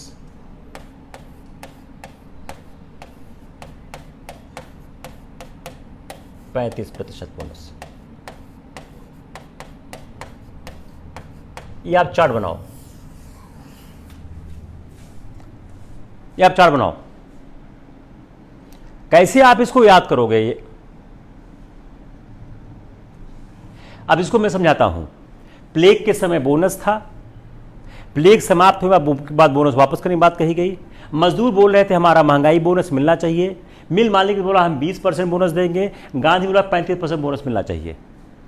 ये चारों चीजें सवाल में आप डाल दो। क्लियर हो गया? अंबालाल साराभाई और अनसुईया बेन गांधी जी के साथ थे। अब गांधी जी ने मजदूरों को हड़ताल पर जाने को कहा। जब मजदूर हड़ताल पर जाने लग गए, कुछ दिनों के बाद मजदूरों में निराशा हो गई। गांधी जी ने खुद अनशन पर बैठने का फैसला किया। अब गांधी जी ने अनशन पर बैठने का फैसला क्यों किया? सवाल क्या बन जाएगा? गांधी जी ने अनशन पर बैठने का फैसला क्यों किया? मजदूरों में निराशा फैलने लग गई। उस निराशा के वातावरण को बचाने के लिए, हटाने के लिए गांधी जी ने खुद अनशन पर बैठने का फैसला किया और गांधी जी के अनशन का फर्क पड़ा। उन्होंने सारे मामले को ट्रिब्यूनल को सौंपने का पर वो राजी हो गए। बाद में ट्रिब्यूनल ने 35% बोनस दे दिया। 35% बोनस ट्रिब्यूनल ने दे दिया। तो गांधी जी के अनशन का असर पड़ा, मिल मालिक समझौते के लिए राजी हो गए, मामला ट्रिब्यूनल को दे दिया गया और ट्रिब्यूनल ने 35% बोनस देने की बात कह दी। पहली बार अहमदाबाद में गांधी जी ने भूख हड़ताल की 15 मार्च 1918। ये तथ्य आप लिख लीजिए। 15 मार्च 1918 को अहमदाबाद में भारत में गांधी जी ने पहली बार भूख हड़ताल की। Got it. तीसरा है खेड़ा। देखो बड़ा आसान है, थोड़ा दिमाग लगा के पढ़ो, बहुत आसान है। एक सवाल गलत नहीं हुआ, मैं बता रहा हूं आपको, इसके बाहर सवाल आएगा भी नहीं। तीसरा है खेड़ा। अब खेड़ा क्या है? यह एक किसान का मुद्दा है। अब वहां क्या हुआ था खेड़ा में कि वहां फसल बर्बाद हो गई थी, लेकिन फसल बर्बाद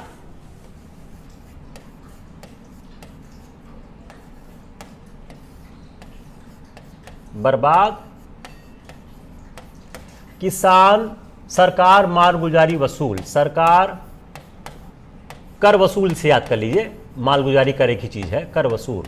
अब फसल बर्बाद हो गई, फिर भी सरकार जो है वह मालगुजारी वसूल करना चाह रही थी और किसान क्या चाह रहे थे कि उनकी मालगुजारी माफ कर दी जाए, पर सरकार मान नहीं थी। अब सर्वेंट्स ऑफ इंडिया सोसाइटी के जो सदस्य थे विठल भाई पटेल और गांधी जी ने पूरे मामलों की जांच की और इस निष्कर्ष पे आए कि इनकी मांग जायज है। अब इस आंदोलन में गुजरात सभा ने महत्वपूर्ण भूमिका का निर्वाह किया।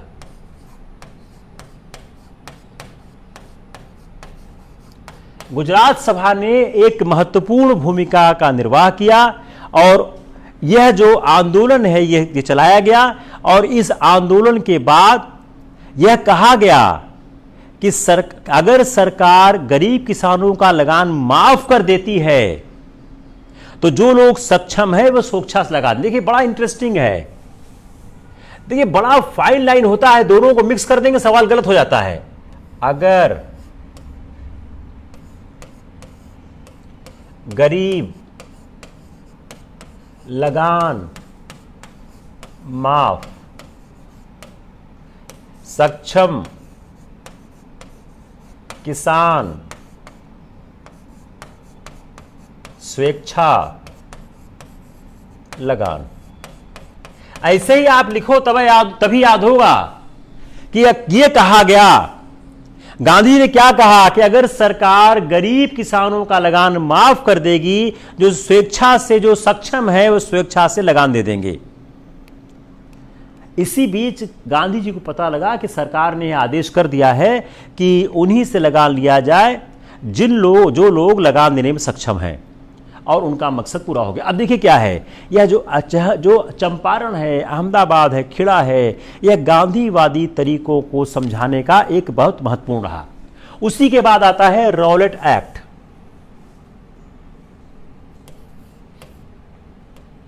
उसी के बाद आता है रॉलेट एक्ट। उसी के बाद आता है रॉलेट एक्ट कि फरवरी 1919। देखिए आप एक क्रम भी याद करिएगा, अहमदाबाद, खेड़ा, रॉलेट एक्ट का एक क्रम बनाइएगा कि कौन पहले हुआ कौन बाद में हुआ। फरवरी 1919 में रॉलेट एक्ट आता है। अब इस रॉलेट एक्ट में जो आतंकवादी गतिविधियों के नाम पर लोगों के मौलिक अधिकारों को दमन करने का, समाप्त करने का जो है कार्रवाई करने की कोशिश की गई। तो जो रॉलेट एक्ट आया, ये रॉलेट एक्ट साथ खास बात क्या थी कि जो एक देशद्रोह समिति बनी, ये क्या है, यह एक देशद्रोह समिति थी।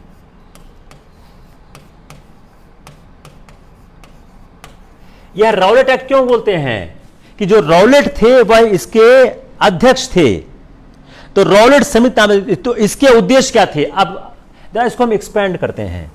रॉलेट एक्ट के लक्ष्य क्या थे, उद्देश्य क्या थे, एम, रॉलेट एक्ट का एम क्या था? What was the aim of the Rowlatt act? Number 1, क्रांतिकारी जो गतिविधियां था उनकी विस्तार और प्रकृति की जांच करना, ए, क्रांतिकारी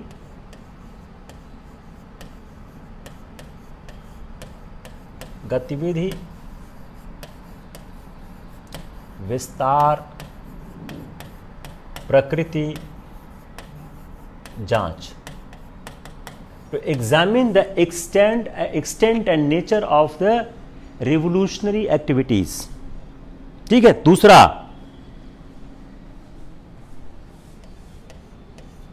उन पर रोक लगाने की विधि का सुझाव,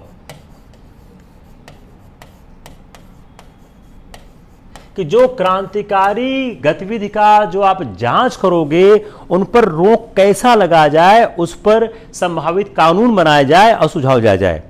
और जो लंदन में जो एक किंग्स बेंच के न्यायाधीश थे सिडनी रोलेट, वो इस समिति के अध्यक्ष बनाए गए और इसी रोलेट कमेटी की सिफारिश पर एक कानून बनाया गया जो निवारात्मक और दंडात्मक, इसी की सिफारिश पर कानून बना, निवारात्मक दंडात्मक, preventive and penal, preventive and penal. Clear हो रहा ना कि रॉलेट एक्ट का एम क्या था, उस एक्ट के बाद क्या बनाया। इसके बाद 2 विधेयक तैयार हुए। फिर क्या हुए? 2 विधेयक तैयार हुए। 2 लेजिस्लेशन केम इनटू एग्जिस्टेंस। 2 विधेयक तैयार हुए। वो विधेयक क्या क्या थे? जो 2 विधेयक तैयार हुए उसमें थे अराजक, जो पहला था अराजकतापूर्ण विप्लवी अपराध अधिनियम, अराजकतापूर्ण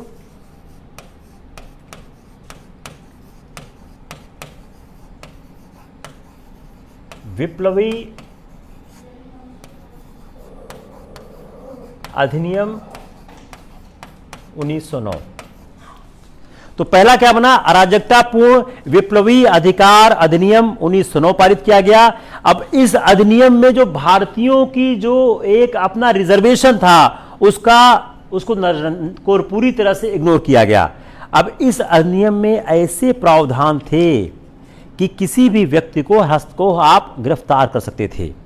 अब जब सरकार ने किया तो ऐसा करके सरकार ने उच्च न्यायालय के 3 न्यायाधीशों की सदस्यता वाले विशेष न्यायालय के माध्यम से भारतीयों के नागरिक अधिकारों पर युद्धकालीन प्रतिबंध लगा दिया। अब क्या कर दिया? जो भारतीयों, इससे आसान याद करिए, अब इससे क्या हुआ? भारत मौलिक अधिकार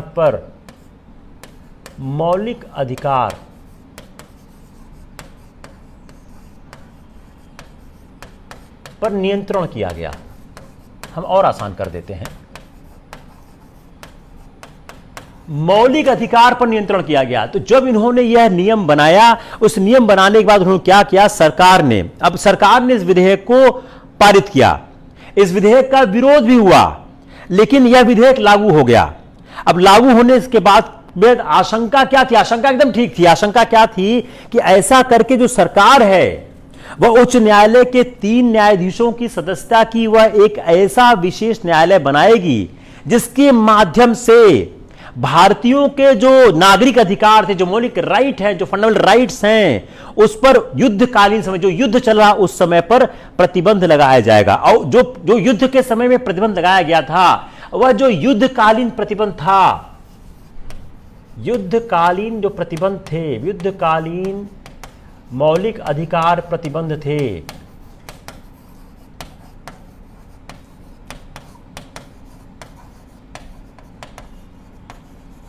जो कि अस्थायी थे,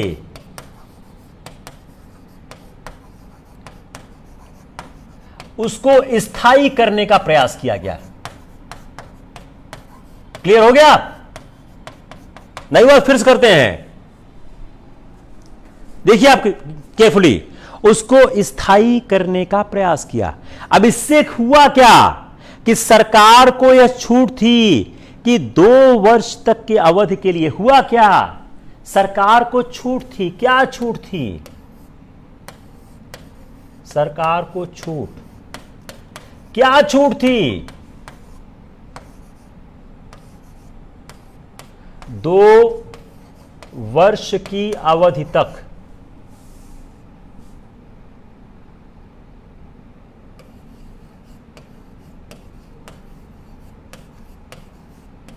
बगैर मुकदमा चलाए बंदी,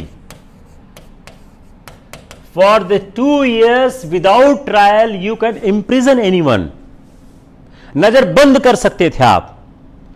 दूसरी बात, न्यायालय का जो आदेश था, अपील नहीं, जो आपने एक विशेष न्यायालय बनाया, उस न्यायालय के आदेश के विरुद्ध में अपील नहीं की जा सकती थी। ऐसे साक्ष्य आप, जो भारतीय साक्ष्य अधिनियम, इंडियन एविडेंस एक्ट,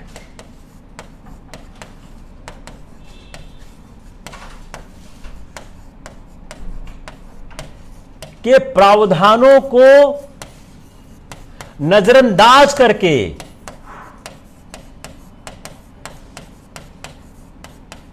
साक्ष्य स्वीकार किए जा सकते थे।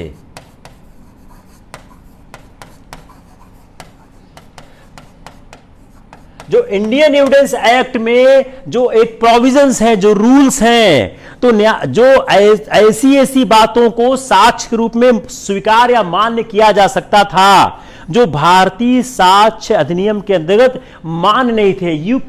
The court can admit the evidences which are not as per the rule prescribed in the Indian Evidence Act. फरवरी 1919 में रोलेट एक्ट की घोषणा हो गई और 24 फरवरी 1919 को सत्याग्रह सभा हो गई। नाउ सत्याग्रह स्टार्ट।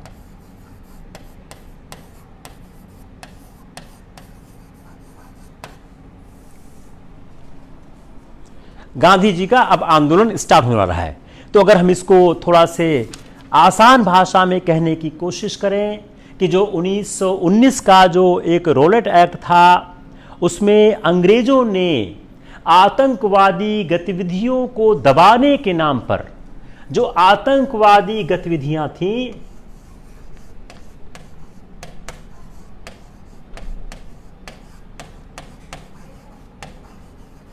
उनको दबाने के नाम पे, आतंकवादी गतिविधियों को दबाने के नाम पर उन्होंने भारतीय मौलिक अधिकारों का हमन, भारतीय मौलिक, और हम आसान करते हैं, भारतीय मौलिक अधिकारों का हनन।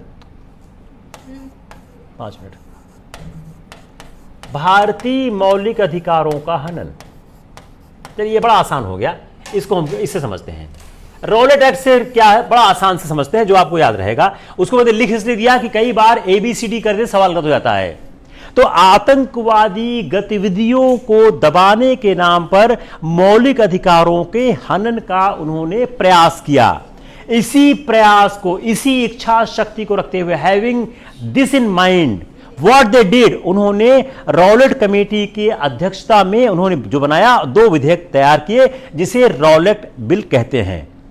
और जब इन विधेयकों को जो उन्होंने बनाया, जब लेजिस्लेटिव काउंसिल में पेश किया गया, तो उसमें निर्वाचित जो भारतीय थे, उनके विरोध के बावजूद इसको पास कर दिया गया। गांधी जी ने सत्याग्रह का शुरू किया, सत्याग्रह सभा गठित की गई, और उस सत्याग्रह सभा में ज्यादातर होम रूल लीग के लोग थे।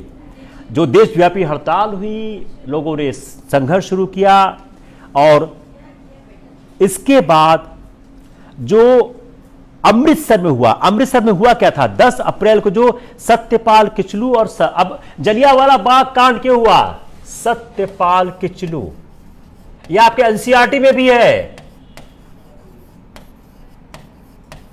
जलियांवाला बाग का जो एक घटनाक्रम हुआ, जलियांवाला बाग में लोग इकट्ठा क्यों हुए थे?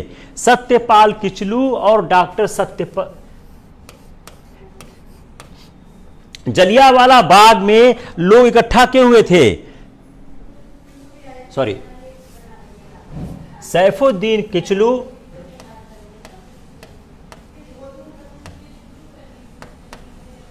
किचलू और डॉक्टर सत्यपाल, इनकी गिरफ्तारी हुई थी। इनकी गिरफ्तारी के विरोध में लोग वहां पर इकट्ठा हुए थे और 13 अप्रैल बैसाखी का दिन था और वहां कहते हैं सभा हुई थी और जो आंकड़े हैं 379 लोग मारे गए थे।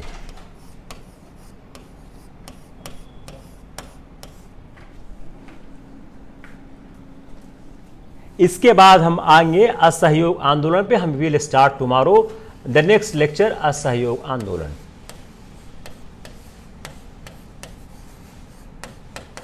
असहयोग आंदोलन के पहले हम आपको पढ़ाएंगे 1919 एक्ट, बहुत इंपॉर्टेंट है। आपको 1909, 1919, 1935 तीन एक्ट को बहुत ही संजीदगी से पढ़ना होगा। उधर 1813 और 1833, ये दो और ये तीन, ये आपको बहुत डिटेल में पढ़ना पड़ेगा क्योंकि इससे सवालात बहुत बनते हैं, सवाल सही नहीं होते हैं। मेरे ख्याल से it's enough for the day. अगर आप लोगों को लगता है कि कोई आपके पास क्वेरी है, कुछ पूछना है, तो I will answer it, otherwise I will close the session. देखिए, कई लोग लिखते हैं कि भाई ये सुमित सरकार में है, ये बिपिन चंद्रा में है, यह उस किताब में है, यह इस किताब में है। इसका चैट से लिखने का कोई मतलब नहीं है। इतिहास तो मैं थोड़ी बना दूंगा, जो इतिहास है वो तो ही है, कहीं ना कहीं तो लिखा ही है। भी तो कभी कोई लेखक, कोई टीचर थोड़ी कहता है कि भाई ये जो है मैं अपने जेब से निकाल के दे रहा हूं। इसलिए आप संजीदगी से लेक्चर सुनिए, यह लिखने की कोशिश मत करिए कि साहब यहाँ पे है वहाँ। अगर आप जानते हो तो आप क्लास मत करो, आपकी सुविधा है, आप क्लास करने आओ मत आओ। अपने तो एक सामान्य भाषा में एनालाइज करने की कोशिश करते हैं, हम समझाने की कोशिश करते हैं, कैसे आप समझने की कोशिश करो। और यह मैं बार बार कहता हूं कि सिविल सर्विसेज में एक बहुत बड़ी संख्या उनकी है जो फेल होते हैं, जो आता हुआ सवाल गलत कर देते हैं। तो हम यह भी कोशिश करते हैं कि आपका आता हुआ सवाल गलत ना हो। कल आपसे फिर मुलाकात होगी शाम को 6 बजे। कल आपसे हम मिलेंगे अपने YouTube channel online IAS classes by Virendra Ojha पर, जहां पर इस समय हम पढ़ा रहे हैं 1927 टू 1939। आपका 1919 तक खत्म हो चुका है, वहां पर 1939 से 1947 तक खत्म हो चुका है। आपका जो टाइम फ्रेम बचा है 1919 से 1937 तक का, within 2-3 days I want to complete it. आपका पर्यावरण का जो इशू है और इकोनॉमिक सर्वे है, I will try to complete it. आपका फंडामेंटल राइट का इशू बचा हुआ है और आपका थोड़ा सा बचा हुआ डायरेक्टिव प्रिंसिपल्स। आपका 1 अगस्त को टेस्ट है, आप लोग कोशिश करिए।